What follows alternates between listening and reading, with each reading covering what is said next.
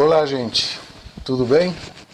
Então, vamos dar uma olhadinha nesse mundo fascinante, extraordinário, encantador das artes. Queria compartilhar com vocês algumas ideias, poucos elementos, na verdade, sobre a importância da arte para o benefício do ser humano, especificamente o benefício da arte para o desenvolvimento do ser humano, né? Em todos os sentidos. Desenvolvimento intelectual, desenvolvimento cultural, desenvolvimento artístico, claro, né? Desenvolvimento social, desenvolvimento espiritual, né? Aqui nessa imagem de abertura nós temos um pouco da representação de todas as artes. A arte pictórica, representada pelas mãos ali paleolíticas, a dança, a escultura, desde a escultura também, essa escultura que nós temos ali é uma escultura de 30 mil anos de idade, a Mona Lisa do Da Vinci, o Davi do Michelangelo, o nosso Zé Carioca dançando samba, uma pintura de Monet, uma pintura de Paul Klee, uma representação do Hamlet de Shakespeare, com a caveira na mão, a caveira de Yorick, que era o bobo da corte do pai dele, né? O violino tocando uma melodia e os livros que nos trazem 1001 ideias fascinantes. Muito bem, a gente sabe que os seres humanos são os únicos seres na face da Terra que produzem arte. Nenhum outro, além dos seres humanos, produz arte. Nós somos Homo sapiens há mais ou menos 200 mil anos, talvez mais, mas pelo menos há 200 mil anos nós somos Homo sapiens, ou seja, há 200 mil anos atrás os seres humanos eram iguais aos seres humanos de hoje em dia, com o mesmo intelecto, com a mesma capacidade de raciocínio, de comunicação, só claro, não tinham a mesma educação, não tinham o mesmo conhecimento, não tinham a mesma cultura. Muito bem, para verificar o quanto a arte pode ser percebida e como ela pode ser percebida por nós, um grupo de pesquisadores da Universidade de Boston, nos Estados Unidos, do Departamento de Psicologia, fez uma pesquisa mostrando para os universitários da universidade 30 pinturas que eram de pintores famosos, pintores abstratos do século XX. Junto a cada uma dessas pinturas, eles colocaram uma outra que tinha sido pintada ou por uma criança, ou por um chimpanzé, ou por um gorila, ou por um elefante. E pediram para as pessoas identificar qual era a pintura feita pelo profissional, pelo artista profissional. Quase 70% das vezes as pessoas acertaram. Conseguiram identificar qual era a pintura do artista. Vamos brincar um pouquinho. Deixa eu perguntar para vocês. Qual dessas duas pinturas vocês acham que é feita pelo artista? Pelo artista profissional? Pensem dentro de vocês, não nada de cochicho, nada de conversa. Pensem dentro de vocês, a da esquerda ou da direita? Qual delas é feita por um artista profissional? Vamos ver a resposta? Muito bem. Quem escolheu a da esquerda, escolheu um belo quadro de Hans Hofmann, que foi um dos grandes pintores abstratos do século XX. Quem escolheu da direita, escolheu também uma bela pintura, mas foi feita por um menino de 4 anos de idade. Mais uma vez, vamos tentar outra vez. Qual das duas foi feita por um artista profissional? A da esquerda ou a da direita? Vamos lá, pensando, e vem a resposta. Quem escolheu a da direita, escolheu uma bela pintura de Franz Kline, sem título, de 1957. Quem escolheu da esquerda, também escolheu uma bela pintura, mas foi feita pelo chimpanzé Congo. no mesmo ano. O que a pesquisa, e outras, né? Não só essas, mas o que a pesquisa demonstra sobre essa identificação? É claro que aqui eu só mostrei para vocês dois pares de pintura, né? E na pesquisa original eram 30 pares de pintura. Então, talvez aqui vocês tenham errado as duas vezes, mas isso estatisticamente não é representativo, né? Eu teria que mostrar as 30 para fazer pesquisa. Mas é só para vocês verem como é interessante. O que a pesquisa descobriu? Que nós conseguimos inconscientemente, mesmo sem sermos estudiosos de arte, nós conseguimos identificar uma certa intencionalidade nas obras que são feitas por artistas, por profissionais. As obras dos animais ou das crianças, elas são muito espontâneas. Elas podem ser muito belas na composição de cores, nas formas, tudo. Mas elas não têm a intencionalidade que existe oculta, sem dúvida alguma, oculta na pintura abstrata dos artistas. E é por isso que cerca de 70% das pessoas consegue identificar a pintura do artista, porque percebem uma intencionalidade. Vejam o poder da arte, o quanto ela consegue transmitir, mesmo quando aquilo que ela está transmitindo é invisível. Então, o que seria isso que nós chamamos de arte? Nós sabemos que é uma produção humana, certo? É uma realização humana, é uma das coisas que os homens fazem. E a arte tem basicamente, para poder existir, 3 componentes. Primeiro, o artista, que é quem produz a obra.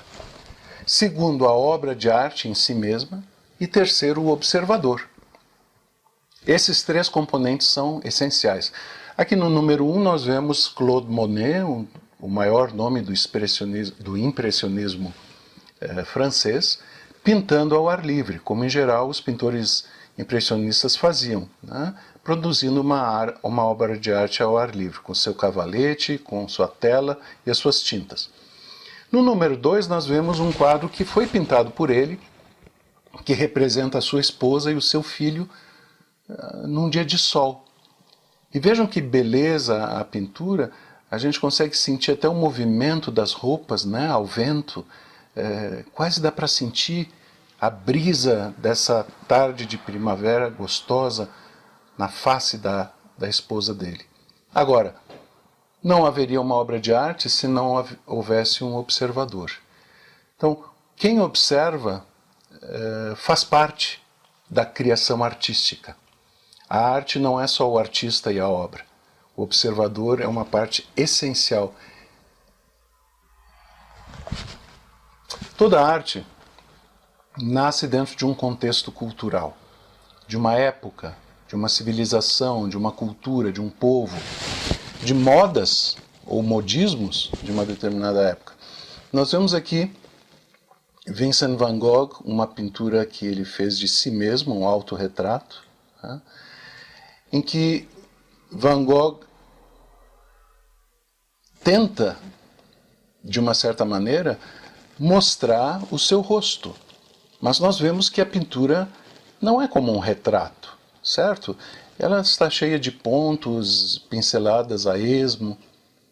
Isso porque a forma como Van Gogh produzia arte era muito diferente da arte da sua época. E como a arte nasce num contexto cultural, nem sempre ela é entendida. Como nós vimos antes, a arte necessita do artista, da obra e do observador. Então ela é uma espécie de linguagem. Se o artista produz a obra numa linguagem que o observador não entende, é como se o artista estivesse falando chinês e o observador só compreende português ou inglês.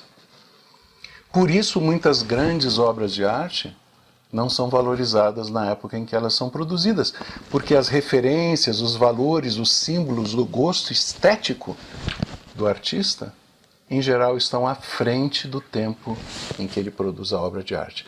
No tempo de Van Gogh, as obras de arte tradicionais eram assim, acadêmicas, como essa pintura de Jules Girardet, pintando Napoleão Bonaparte junto com a família dele em Viana. Essa era a obra de arte que as pessoas apreciavam. Veja, na época não existia fotografia, vídeo, então as pessoas gostavam de uma pintura que parecesse uma fotografia, parecesse uma realidade, certo? Mas não era o que Van Gogh pintava. Van Gogh, nessa mesma época, pintava coisas assim. A Noite Estrelada, talvez a mais bela e mais conhecida obra de Van Gogh. Quem olhava os quadros de Van Gogh nessa época dizia: o que é isso? As estrelas não são assim, as nuvens não são assim, a lua não é assim, as montanhas não são assim, nada é assim. Não se davam conta que Van Gogh não estava pintando as estrelas, as nuvens, a lua ou as montanhas. Ele estava pintando como a alma dele via as estrelas, as nuvens, a lua e as montanhas. Van Gogh estava pintando a alma e não a realidade. Essa era a linguagem dele, enquanto a linguagem das pessoas era ainda aquela lá de cima, de Girardet, com a pintura de Napoleão. Por isso, Van Gogh não conseguiu ser apreciado durante a sua vida. Hoje em dia, as pinturas de Van Gogh valem centenas de milhões de dólares. Mas ele, durante a vida, só vendeu um quadro. Somente um quadro. Toda obra de arte está presa a uma época e a um conjunto de referências. Sem essas referências e sem o entendimento do contexto cultural da obra, é quase impossível de apreciá-la adequadamente. Quais são os tipos de arte que nós temos e que estão sempre conectadas com essa realidade cultural? Primeiro temos as artes visuais, basicamente a escultura e a pintura. Em cada época, a humanidade produz obras visuais de acordo com a sua época, de acordo com as suas descobertas, de acordo com a sua técnica, a sua capacidade. As artes auditivas são aquelas que são percebidas não pelos olhos, mas pelos ouvidos, que pode ser desde um pandeiro, pode ser um berimbau, um violão, como pode ser uma orquestra completa, com violinos, com trompas, com violas, contrabaixos, cellos, etc. Ou apenas a voz humana. E aqui eu coloquei a foto de Elis Regina, que foi com certeza a nossa maior cantora, mais extraordinária intérprete da música popular brasileira. Quem não conhece, precisa buscar na internet e escutar. Temos as artes literárias, aquelas que são degustadas pelas letras, né?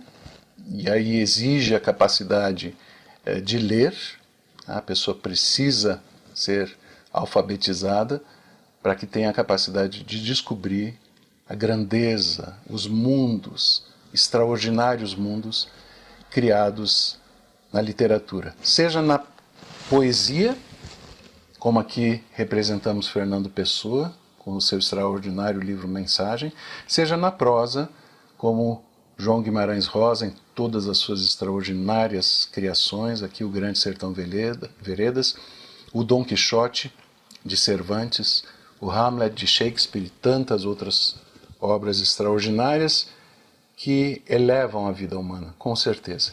E, finalmente, temos as artes performáticas, aquelas que são apreendidas, degustadas, apreciadas pela realização, pelo movimento, pela ação, como a dança, né? Aqui temos uma dança clássica, uma dança tradicional, como a dança moderna, aqui a escada, num bailado extraordinário, e também o teatro, extraordinariamente forte como arte performática. Aqui temos um trecho do Hamlet, quando Hamlet vê a caveira do bobo da corte do seu pai, Yorick, e daí faz reflexões sobre a vida e a morte.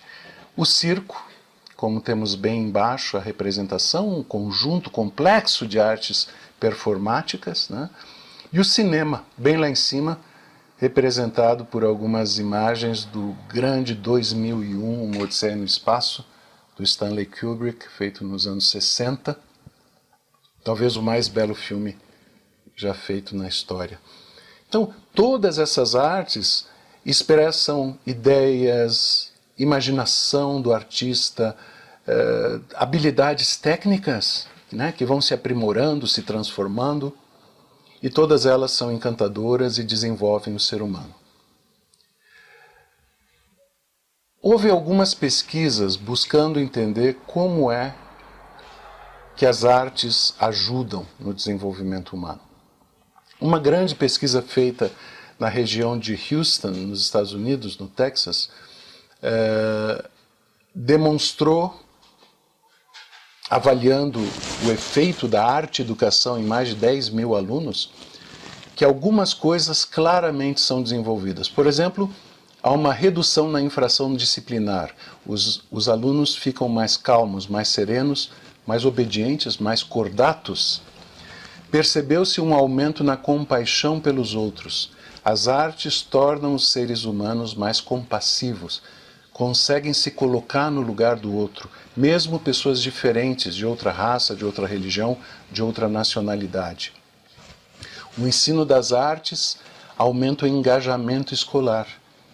As crianças, os jovens, sentem que a escola é um lugar mais interessante, mais gostoso, onde dá vontade de voltar. As artes aumentam a competência na escrita, por incrível que pareça. Por quê? Porque o cérebro é um todo.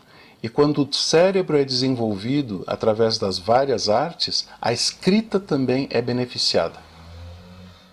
E, finalmente, há um aumento da aspiração pela universidade. Os alunos que estudam artes, produzem artes, se sentem mais capazes de buscar uma titulação universitária, de irem até os mais altos graus do conhecimento e do estudo. Ou seja, as artes transformam crianças e jovens em seres humanos mais elevados e com maior potencial. Existem 3 grandes áreas em que as artes beneficiam claramente o ser humano. Vamos ver aqui alguns benefícios mentais da prática das artes. Conectividade no cérebro. O cérebro se torna mais ágil. Os caminhos neuronais se tornam mais eficazes. Não são mais como picadas de terra e pedra no meio do mato, se tornam estradas asfaltadas, como grandes autoestradas. O cérebro se torna mais plástico. Não plástico no sentido de plástico que existe para comprar e vender. Plasticidade quer dizer a maleabilidade do cérebro. Tá? O cérebro se torna mais maleável, como uma coisa viva, como plantas que se desenvolvem, folhas e flores que desabrocham. O cérebro se torna mais vivo, adaptável. O cérebro se torna mais capaz de resolver problemas. Claro, com maior conectividade e maior plasticidade, o resultado natural é que pode resolver problemas de uma maneira mais eficaz, com mais inteligência, com mais percepção, com mais sensatez.